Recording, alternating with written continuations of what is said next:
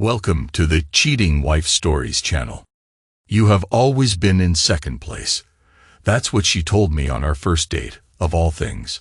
I remember the way her voice trembled, like she was embarrassed to speak it out loud. I took it as a harmless quirk, some half-serious joke. At the time, I didn't understand what she meant. I just thought she was being coy, trying to protect her heart. But later, when everything I believed in fractured, I kept hearing that phrase reverberate inside my skull. This does not mean anything, I told myself, over and over. A lie to smother the ache coiling beneath my ribs. I can almost hear my own pulse as I recall the events of these past weeks. There's a dull pounding in my temples, traveling down my neck, setting my shoulders alight with tension. My doctor once said that stress can manifest in the body like an invisible bullet. You don't see the shot, but you feel the wound. Right now, my entire frame pulses with that slow, constant ache. It started with a text message.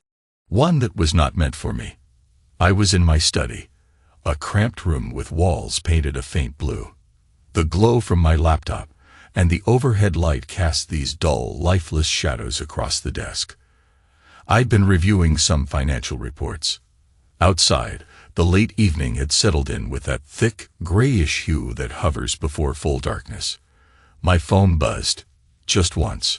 I remember flipping it over, expecting maybe a notification from the news or an email from a coworker. But it was from her, my wife. Sarah, I miss your hands in my hair. I miss lying without guilt. He doesn't even notice. The words were on my screen before I really processed them. I felt my fingers tighten around the phone. For a moment, I couldn't breathe. I tried to clear my throat, but it was as if my entire chest locked up. I wanted to believe it was a mistake, some random autocorrect gone wild. Yet the message was too personal, too raw. And the mention of "he doesn't even notice" tore open a place in me I didn't realize was vulnerable. She meant me, the husband, the one who doesn't even notice. The color of that evening was a sickly yellow from the light bulb overhead.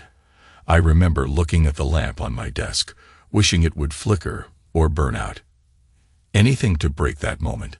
But it stayed on, an unwavering glow illuminating the text that changed everything. She sent that message to me by accident. It was intended for him. James J. Morgan, though at the time I only knew him as a faint presence, a pharmaceutical sales rep, some friendly guy from her old circle of acquaintances. He had come into the picture months ago, popping up in conversation, drifting around the edges of her social media. I never paid much attention. I was juggling a demanding job, half lost in spreadsheets and financial charts, drifting through life with the naive assumption that if you're stable and hardworking, the rest will just fall into place. I never responded to her text. I couldn't. My mind went blank. Then it went into overdrive. Over the following days, I watched from the corner of my eye as she typed on her phone, as she gave me smiles that felt hollow and forced. I felt a slow, molten anger building at the base of my spine, but I couldn't form the words to confront her. I was too stunned, too numb. A week passed in that feverish haze. I recall random details, me trying to pretend everything was normal, the house feeling too quiet, the walls too close. Then came the DNA test in the mail, some urgent envelope with bright lettering. I stared at it for a full day before I opened it, because the truth was already fluttering, dark and cold, in my chest. Our son, not mine. The next morning, I sat at the kitchen table. The color outside was a cold, pale blue, dawn barely peeking over the horizon. Sarah was in the shower. My phone was in front of me. The DNA test results were in my hand, and I felt my entire body tremble with silent rage. There was no violence, no slammed doors, no guttural screams. I felt something inside me shift, like a switch flipping in my head. This does not mean anything, I repeated, breathing slow. But it did. It meant everything. Sarah came downstairs in a bathrobe, hair damp, smiling faintly as if nothing had happened. She kissed my cheek, and I forced myself not to recoil, because I needed to be calm, methodical. That's how I handle crisis. I'm a financial analyst after all. I plan for risks, weigh probabilities, and keep my emotions out of the equation. It's what I've always done. But this was different. This was my life. I needed to study her. I needed to understand the woman who had betrayed me so completely, so effortlessly. And that's what I did. For days, I observed. She disliked tight spaces, an old fear from her childhood in Oklahoma, where she once got locked in a storm cellar during a tornado scare. Even now, she shuddered in crowded elevators, drifted away from corners. I noticed how she fidgeted when the walls felt too close. On the surface, she tried to appear carefree, but the slightest hint of confinement made her uneasy. Meanwhile, I kept my distance. I slept on my side of the bed, barely touching her. I performed my usual routines, went to work, attended meetings, made dinner conversation that was painfully polite. My eyes watched her every move. Every time her phone buzzed, my muscles tensed. But outwardly, I was all composure. One night, I overheard a phone call in the next room. She was speaking softly, her voice laced with nervous excitement, saying something about missing him and the next chance. That was when the physical pain began in earnest, a dull, throbbing knot between my shoulder blades that made every breath feel like a punishment. I clenched my jaw and closed my eyes. Something was growing inside me, something bigger than jealousy or mere sadness. An anger so white-hot it left me trembling with cold. The next day, I proposed we spend a weekend at that old lake house, the one with the hidden wine cellar beneath the floorboards. It was a place we rarely visited, but I told her I wanted to do some remodeling. It could be fun, I suggested, forcing a casual smile. She looked at me suspiciously, but in the end, she agreed. Perhaps she thought my invitation was some attempt at reconciliation. We drove there in near silence, the car's interior awash in a dull golden glow from the late afternoon sun. The radio played softly, but neither of us spoke. I gripped the steering wheel until my knuckles burned. She kept adjusting the passenger seat belt. When we finally arrived, the lake water reflected a muted blue, and the house itself seemed more worn than I remembered. Cracked paint, sagging porch steps. But it was private, far from neighbors or prying eyes. Inside, the floors creaked underfoot. The air smelled stale. We walked around, checking each room, making superficial remarks about renovations. My chest felt like it had a steel band around it. Then I brought her to the living room, where an old rug concealed the hatch leading down to the wine cellar. I pulled the rug aside and pointed to the wooden door flush with the floor.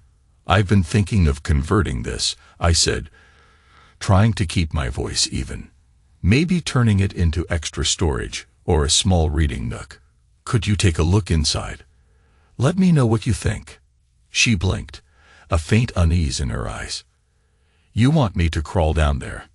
It's not too narrow. I replaced the ladder last year. It's safe." I gestured for her to go first. She hesitated, but then, with a shrug, she opened the hatch and climbed down. Her hand on the ladder was unsteady. I could see the tension in her shoulders. When she reached the bottom, she turned around, looking up at me. "What do you think?" I asked. My heart pounded in my ears. "It's dark," she called back. Her voice echoed in the space. "I can barely see anything." I flipped the light switch. A single dull bulb flickered, bathing the cellar in dim yellow. She winced at the sudden brightness, turning away. And that moment, her face half turned, her expression uncertain, burned itself into my memory. It was a final snapshot of who she used to be, before all illusions crumbled. Then I closed the hatch. I heard her gasp, a strangled sound. There was a thud as she pushed against the underside of the door. It didn't budge. I'd reinforced it from the top, just enough to hold it in place. I let her realize she was trapped, let her call my name in confusion. After a few seconds, I shut off the light. Darkness swallowed her. She cried. She begged me to open up. Her voice trembled, and I heard the old fear in her tone. She tried to justify, to say it was all a mistake. Then she used that sweet, contrite voice, promising she loved me, that she'd fix everything. But I just stood there on the creaking boards above, silent, a single bead of sweat sliding down my brow. My arms felt like lead. I gave her 3 hours in the dark, 3 hours of letting her own guilt close in around her. My chest ached the entire time, my breath shallow. A few times I heard her sobbing, the muffled sound traveling through the wood. Part of me wanted to rip open that hatch, gather her in my arms, and pretend none of this had ever happened. But the larger part of me was consumed by a cold, methodical fury. When I finally lifted the door, I switched on the light again. She was slumped on the floor, tears staining her cheeks, body trembling. I held out a mirror, just a hand mirror with a note taped across the glass. The words, "You will lie in the reflection." She stared at it, her eyes wide, face pale. Whatever she saw in her own reflection at that moment must have been horrifying to her, because she turned away, pressing her palm against the stone wall.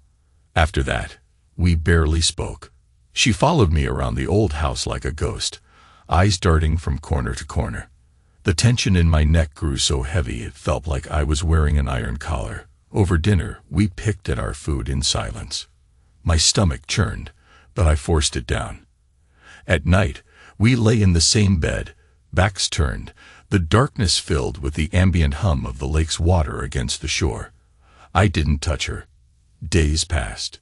We returned home, fell back into a stilted routine. She seemed in a daze, floating through each day without argument or confrontation. I watched her warily, always measuring her responses, wondering when she'd break. But she didn't. She was waiting, I realized. Waiting for me to either end things or forgive her. Maybe she believed my anger had dissipated. Maybe she told herself that once my initial fury wore off, I'd go back to being the calm, steady man I was before.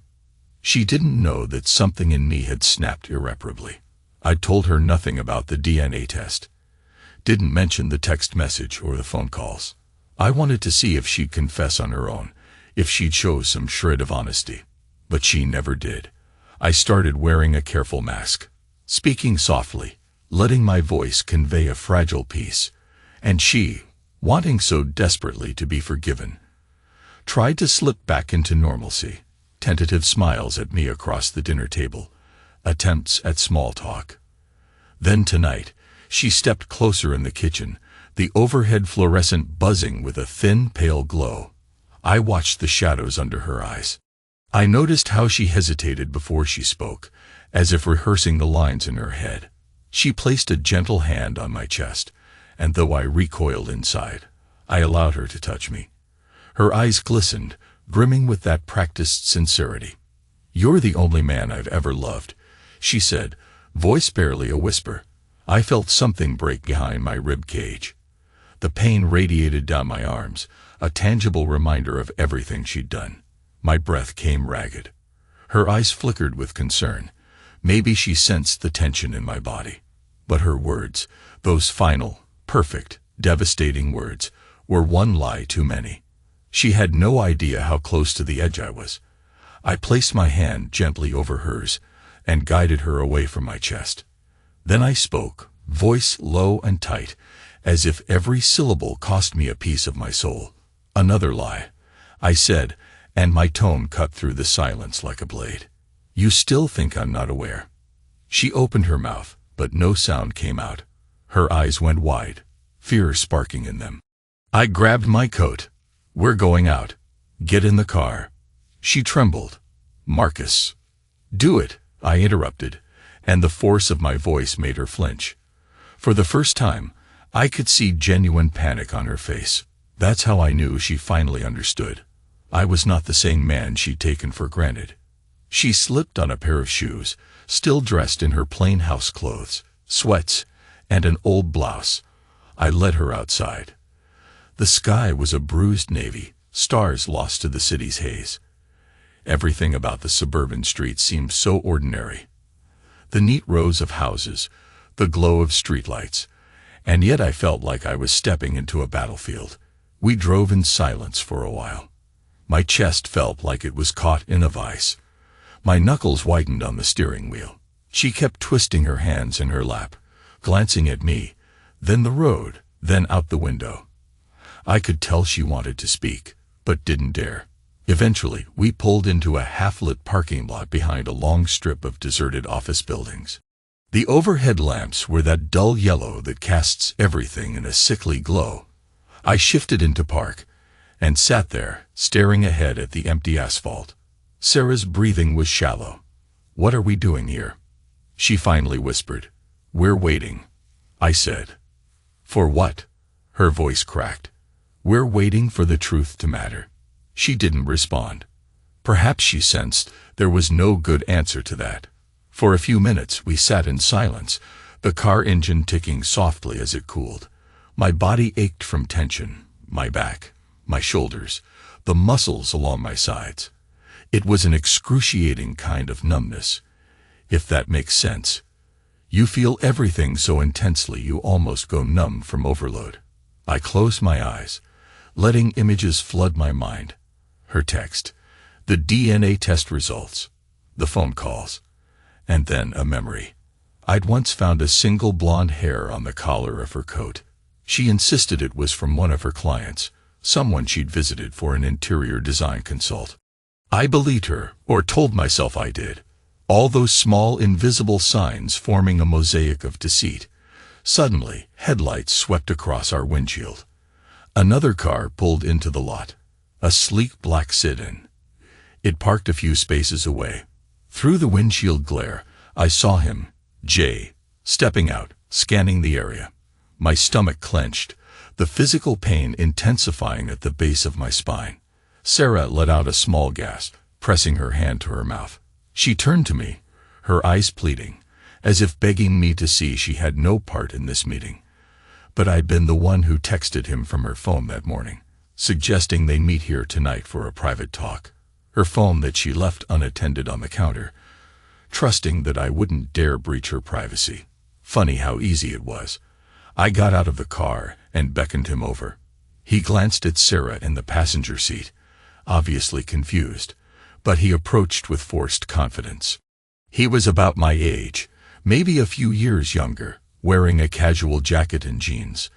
In the dull lamplight, I could see the faint stubble on his jaw, the hint of a smirk that he tried to hide. "What's going on?" he asked, hands raised in a gesture of feigned innocence. I studied him in the sickly yellow glow. My chest felt hot with anger, but I kept my composure. "You got my message. You thought it was from her." His eyes flicked toward Sarah, and then back to me. He hesitated. "Look, I'm not sure what this is."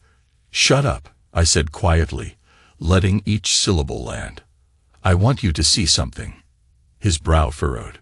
"Dude, you're scaring me. Let's just talk like adults." I ignored the twisting in my gut. "This will only take a minute." I fished something out of my coat pocket. The DNA test envelope. I shoved it against his chest. He caught it, looking down at it in confusion. Then, under the flickering streetlight, he skimmed the contents, his expression turning pale. He glanced back at Sarah, eyes wide, then at me again. I didn't know. That's the problem," I said, my teeth clenched. "None of us really knew. Until now." Sarah opened the car door and stood unsteadily beside me. She seemed smaller, diminished by the weight of what was happening. Jay took a step back, pressing his lips into a thin line. For a second, I almost felt pity for him. This was the moment everything was laid bare. No chance to hide behind illusions. I took a slow breath, ignoring the searing pain in my shoulders. "Here's how this is going to work. You will never come near her again. If you do, I swear." I couldn't finish. My throat felt tight, words failing me. Jay stood there, swallowing hard, trapped between arrogance and fear. Sarah looked on, her face streaked with tears in the dingy light. 1,000 possible outcomes hovered in the air. Violence, heartbreak, maybe some twisted apology. But I didn't want an apology. I wanted him out of my life. After a moment, he shifted his stance, raising his hands in a pacifying gesture. "I won't," he said hoarsely. "I swear. I had no idea about the kid. I never would have. I'm sorry." He slid back into his car, fumbling with the keys, and drove off into the darkness. I watched until his taillights disappeared. Then I turned to Sarah. She tried to meet my gaze, but her eyes were wet and fearful. "Marcus," she whispered. I never meant." "Stop talking," I said. My voice was hollow. "Get back in the car." She sank into the passenger seat, shaking. I climbed in behind the wheel. My entire body felt like it was on the verge of collapse. There was no satisfaction in humiliating him, no catharsis. I'd hoped for some kind of release, but my pain only deepened. We drove home without a word. An excruciating silence filled the space between us, heavier than any conversation we could have had. Every so often, she'd open her mouth to speak, then close it again. By the time we pulled into our driveway, I was soaked with sweat, my muscles twitching from the sheer strain of controlling myself. Inside, the house was still and quiet, as if it held its breath. I went directly to my study, flicked on the lamp, the same dull, harsh light. Sarah followed me, lingering in the doorway. Her eyes searched mine, hoping for some glimmer of mercy. I wanted to give it, if only to stop the throbbing in my chest. But I remembered her text. "He doesn't even notice." And I remembered that envelope. That child, my child in every legal sense, was not mine in blood. I sank into my chair and stared at the old family photo on my desk. We looked so happy, me in a crisp suit, Sarah in a flowing dress, our boy giggling in her arms. The memory was an anchor dragging me down. There was a metallic taste in my mouth, like I'd been chewing on nails. I swallowed, forcing the bitterness away. Sarah stepped into the room, folding her arms around herself. "I know you're angry. I know I messed up. But I still love you. That's the truth." I stared at her, feeling the sharp sting behind my eyes. "You said I was the only man you ever loved, right before all this. That was a lie, too." She shook her head in desperation. "No, it's not the same. Marcus, I'm begging you to understand." "Understand?" I repeated, letting out a bitter laugh. "What exactly am I supposed to understand? That you wanted more excitement? That I was too boring? That I was too focused on my job? That's what a marriage is, sacrificing for each other, building a home. Meanwhile, you found a new thrill behind my back." I paused, voice trembling with reined-in rage. "You took it all away. Our life, our trust, even my place as a father. You took that from me." She pressed her fingers to her lips, stifling a sob. The overhead lamp buzzed, casting harsh shadows across her face. She looked hollowed out, almost unrecognizable from the woman I'd married. I forced myself to stand, ignoring the stabbing pain in my back. I strode over to where she stood and leaned in close enough to see the faint tear streaks along her cheeks. "You want me to believe you love me," I said, voice just above a whisper. "Then tell me the truth. About everything." She let out a shaky breath, her words tumbling out. It started months ago. Jay and I. We ran into each other at a design expo. We got talking. It felt harmless at first, just flirty messages. But then, one day, it went further, and I never intended. It just happened. It just happened, I repeated coldly. "That's all you've got?" She closed her eyes as though bracing for impact. I was going to stop it. And then I found out about the baby. I panicked. I told him. He panicked, too. We agreed to keep it quiet, because I didn't want to blow up everything you and I had. I thought I could bury it, make it go away. I never meant for you to find out. Not like this. Her confession sank into me like shards of ice. The intention was never for me to discover the truth, to have a choice. She would have let me raise that boy without a second thought. All while she maintained the charade of a faithful wife. My hand shook with barely contained fury. So, was it all a lie? I asked. All of it. Our marriage, our vows, our life together. She looked up, eyes shimmering with tears. No, I did love you. I still do. I was just lost. Confused. I wanted to feel desired again, and I'm sorry, I'm so sorry. My shoulders ached from the tension. The muscles in my neck twitched. I could barely contain the swirling rage under my skin. For a moment, I wanted to destroy something, to slam my fists into the wall until the pain overtook my thoughts. But I'd always been the calm one. The man who dissected problems logically, quietly. So I steadied my breathing. Finally, I managed, tomorrow, you're leaving. Her face crumpled. Marcus, wait, can't wait. Tomorrow, I repeated, my voice flat. Pack a bag. Get out. I don't care where you go. But you're not staying in this house. She let out a ragged sob, clasping her hands. Where will I take our son? My heart twisted. Our son. He was, in every sense that mattered except blood, my child. I loved that boy. But now, I couldn't think straight about the future. Everything was red hot and suffocating. I'll figure it out, I said through clenched teeth. But you're leaving. I can't look at you in these walls anymore. She reached for my hand, but I stepped back. For a second, I thought she would drop to her knees. Instead, she covered her mouth to stifle her tears. Just let me explain more. Let me. Stop, I hissed. I can't hear any more tonight. Her shoulders shook with silent crying. The overhead lamp hummed, that dull yellow glare making the room feel claustrophobic. I turned away, my stomach roiling. Part of me wanted to hold her, to cradle her head against my chest, to say it was going to be okay. But the moment for that kind of comfort was gone, buried under an avalanche of betrayal.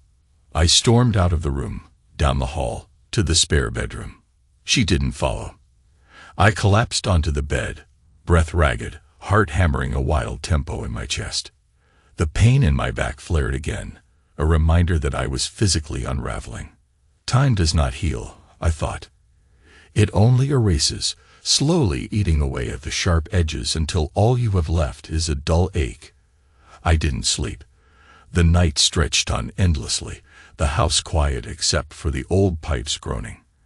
In the morning, I heard the faint sounds of her moving around, collecting clothes.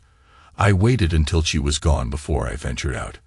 The living room looked strangely empty without her presence.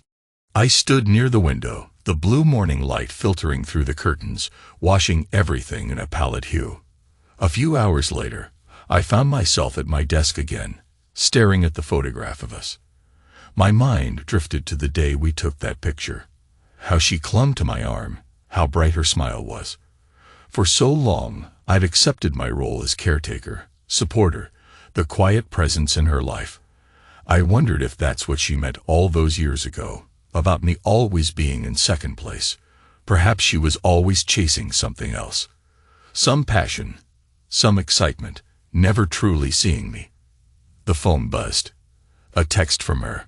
I almost didn't check it, but then I did. Marcus, I've moved some things to Mom's place. I want to talk about how we handle everything going forward. The house, custody, everything. I love you. I stared at the words, felt a slow burn in my chest. Then I flicked the phone off. The house was silent except for the buzz of electricity. I wandered into the kitchen, poured myself a glass of water, tried to quell the dryness in my throat. That's when I realized there was no closure in the last 24 hours. She wanted to talk, to negotiate. Maybe she genuinely wanted to fix it, or maybe she just wanted to salvage some semblance of control. But I couldn't face her again without finishing what I'd started. I wanted her to feel the weight of her own decisions, not just for a single night in a dark cellar, but in the broad daylight of our real life. I took a methodical approach. I sorted through the finances. Joint accounts, mortgage statements, everything that tethered us together. Then I made a call to a lawyer I knew from college, someone discreet, skilled in divorces. He answered on the second ring, and we spoke in calm, professional tones. Meanwhile, my back throbbed so fiercely, it felt like a hot knife was twisting between my vertebrae. "You have grounds for everything," he told me, his voice crackling over the phone. "Given the DNA test, the infidelity, you're in a strong position. But it's never a clean process. This could get messy, especially regarding the child." "Messy," I repeated. "That's one word for it." He hesitated. "It might be best to try to come to a civil agreement, for the boy's sake." I swallowed hard. My chest felt hollow. "I'll keep that in mind." We ended the call. For the next several hours, I moved through the house like an automaton, gathering items I no longer wanted around me. Her hair clips, her scarves, that small framed photograph of us at the lake. I stuffed them into a box, ignoring the deep pang each object triggered. By evening, I was so tense I could barely stand upright. Sometime after sundown, I heard a knock at the door. The overhead light in the foyer was that same dull yellow that sapped all warmth from the walls. My heart lurched. I knew it was her before I opened it. She stood there, eyes rimmed red, wearing jeans and a sweater that looked too big for her. "Marcus, can I come in? I'd like to talk about everything." I stepped aside, letting her pass. She set her bag on the floor, hands clasped together. She looked around, noticing the box I'd packed. "You're boxing my stuff." I shrugged, refusing to meet her gaze. The physical pain in my body was worse than ever. My shoulders felt as if they were locked in a permanent spasm. "It's yours, isn't it?" She nodded, tears clinging to her lashes. "I guess I deserve that." We moved into the living room. The overhead lamp flickered slightly, giving off that pale glow. She tried to sit on the couch, then froze when she saw I wasn't joining her. Instead, I stood near the window, arms folded, every muscle tensed. "I'm sorry," she began. "I know you don't want to hear it, but I am." I said nothing. She inhaled shakily. "I'd do anything to take it back. I know we have to figure out the next steps, but I can't bear the thought of losing you completely. Even if you never forgive me, I just want you to know I regret what I've done." My throat tightened. I forced myself to speak. "You regret getting caught, or you regret hurting me?" Her eyes flashed with pain. "I regret everything about it. Hurting you, betraying our vows, risking our family. If I could change it. But you can't." I interrupted. My voice was low, each syllable weighted with finality. "You can't undo what's happened. You can't change the fact that our son isn't mine. You can't erase the months of lies. Time won't heal this. It'll only erode it, burying it under everything else, until we're both left with scars." She began to cry softly, shoulders trembling. I watched her tears fall, feeling no urge to comfort her. Instead, I let the silence drag on. The ache in my spine pulsed, reminding me that the cost of calm is often physical. My body was paying the price for holding back the rage that boiled inside. Eventually, I set my jaw and spoke. "Here's what's going to happen. I'm filing for divorce. The lawyer is drawing up the paperwork. As for the boy, I refuse to abandon him if he needs me, because I'm the only father he knows. But don't mistake that for forgiveness." She nodded brokenly, tears streaming.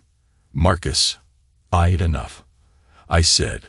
My voice came out harsher than I intended, but I couldn't control it. "I don't want to hear another explanation. I just want you out of here.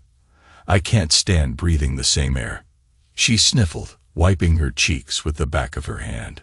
There was a new resignation in her posture, a slumping acceptance of defeat. Slowly, she gathered the box I'd packed, along with her bag. Before leaving, she looked at me with a flicker of longing, as if hoping for a reprieve. I gave none. She stepped outside and into the night. The door closed behind her with a heavy thud that echoed through the quiet house. I stood there for a long time, staring at the door, my heart hammering. My face felt hot, but my arms and legs felt cold, distant. 1,000 conflicting emotions crashed into me: anger, sadness, a twisted sense of relief, and a savage kind of heartbreak I'd never known. Eventually, I sank onto the couch, letting the overhead light wash me in its dull, colorless glow.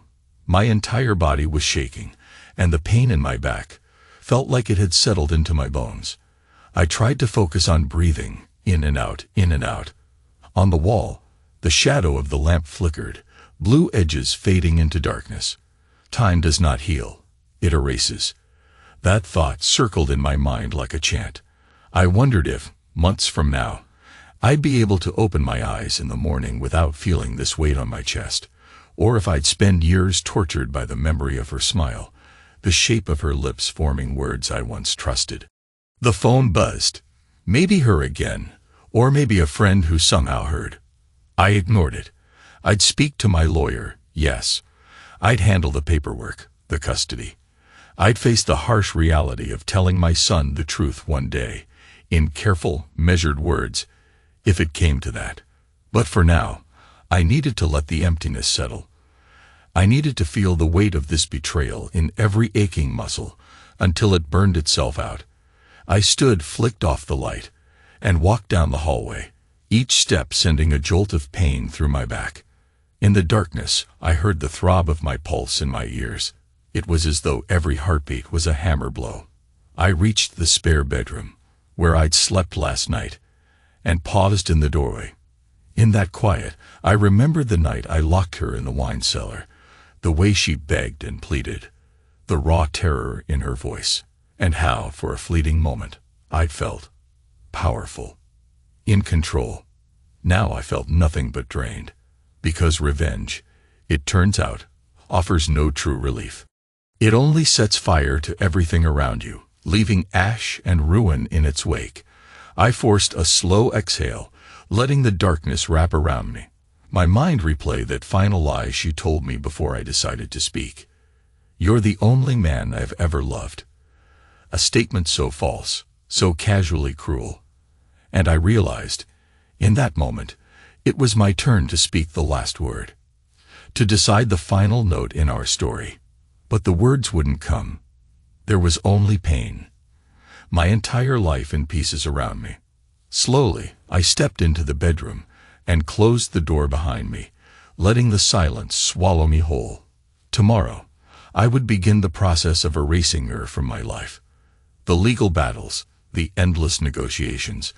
But for tonight, I had nothing left.